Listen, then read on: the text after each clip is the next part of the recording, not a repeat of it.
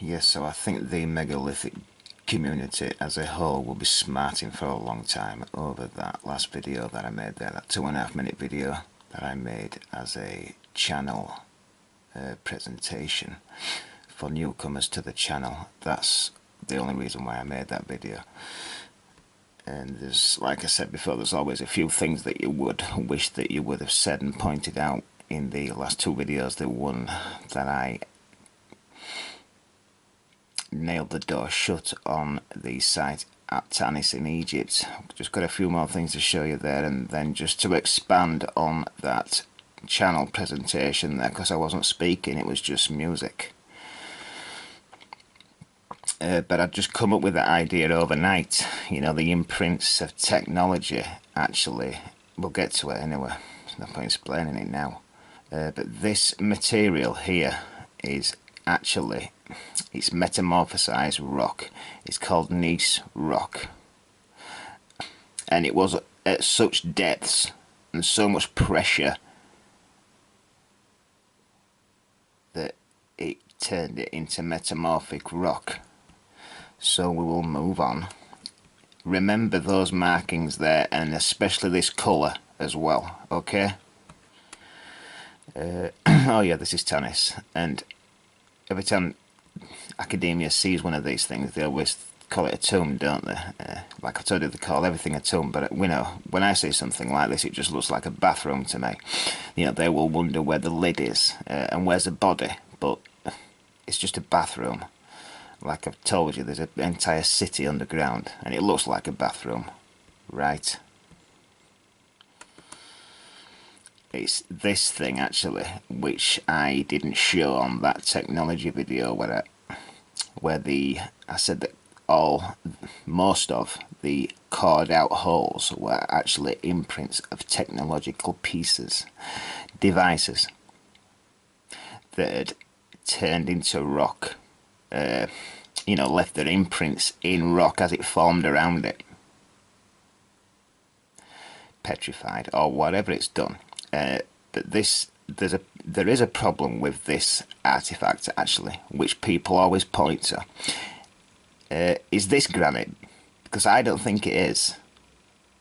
And yes, it has got lines on it, but what I was pointing out on that video there was that these lines could actually be just from the milling down of metal, plastic or wood, and it leaves an imprint on the side of what you've milled down, and then it would leave the same imprint on the rock around it, wouldn't it, right? But I'm not pointing at that here. Why is it fatter at the bottom and thinner at the top, right? Because this image puts end to any doubts on that. The last image, it was a bit side on, and the angle was funny, but yes, it is fatter at the bottom and it is thinner at the top. So show me a core drill device that we understand today, because we're not, look, I'm not going into any magic here. If we can't explain something with the technology and physics of how this world works around us now, then we're on the wrong channel, people.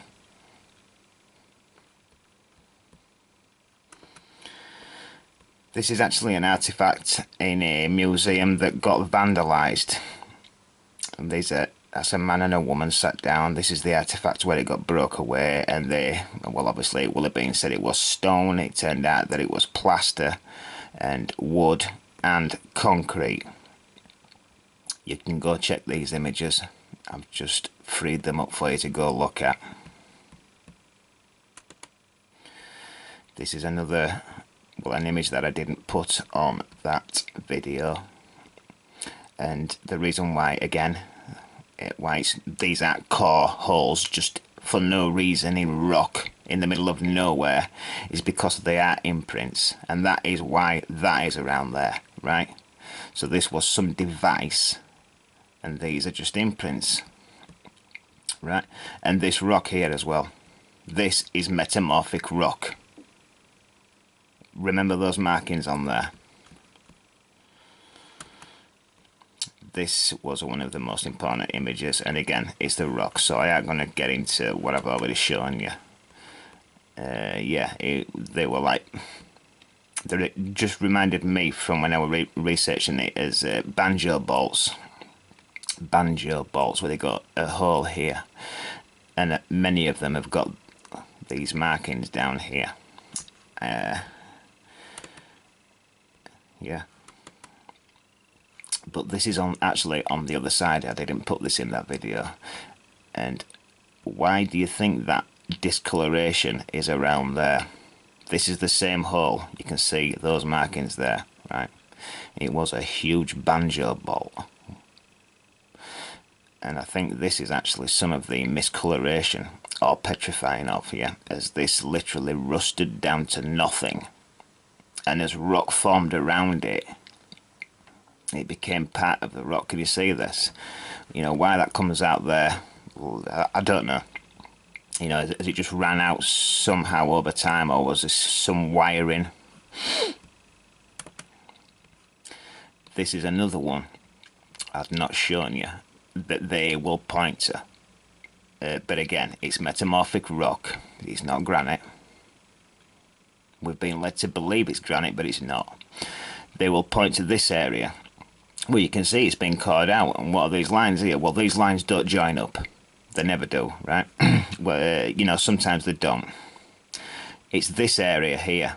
Why is that there?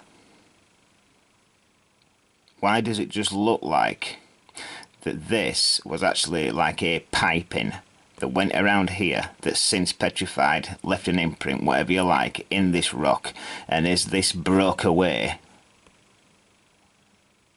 Can you see what I'm trying to point out to you there?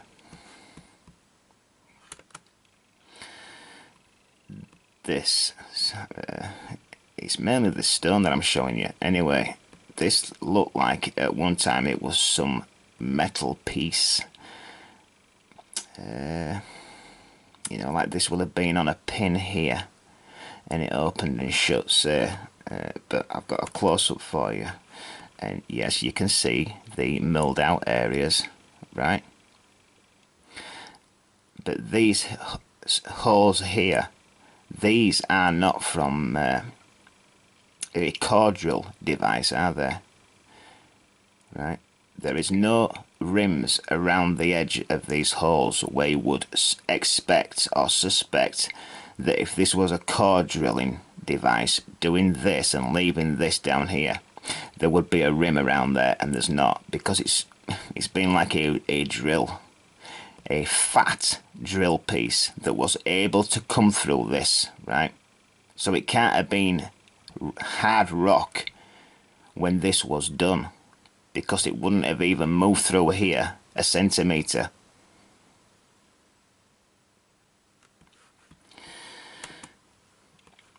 This thing in Peru that Brian Forrester shows loads of time, I think it's no different actually. I've been wanting to show you this one for a while. I don't know an MSI, I've only got so much time to research this stuff for you. But that's it. And they will say, yes, it's some type of unknown lost technology that's done this in this rock for no reason whatsoever. And they've tried getting a stick in the ground and telling the time with it and all this stuff. It's an imprint. And then, you know, if you started bashing, if you split this rock in half and any other rock around this site, you would find things similar to this, is what I'm talking about. I did show you this, and what I'm getting at with this that I didn't explain on that other video, well, I told you that it splays out, so it can't be a core drill device that did this, because it splays out. You've got these squares here, right? So how could a core drill have done that? So why your Brian Forresters and your Stephen Mailers and the Chemist School go here time and time again, year after year, running round in circles, leading nowhere, telling all their visitors that it's a core drill device, when those two reasons tell you it's not? But you can actually see a discoloration around this thing because it was some type of strut, yeah, some strut or beam that went into something, and you can see that, look, that is darker as this thing corroded and rusted away and left an imprint. That's it from a top view. So if it was a core drill device, what's these doing in here, people? So I don't want anybody else writing down saying that I'm wrong, because I'm clearly not. This, I've got into mud rock with you before, how things can go through mud materials and leave an imprint, yeah, and it's come through slowly. Well, we know that a core drill device didn't leave these rings on the side of this, did it? This is not a core drill piece, so why are these rings on the side of this wall here?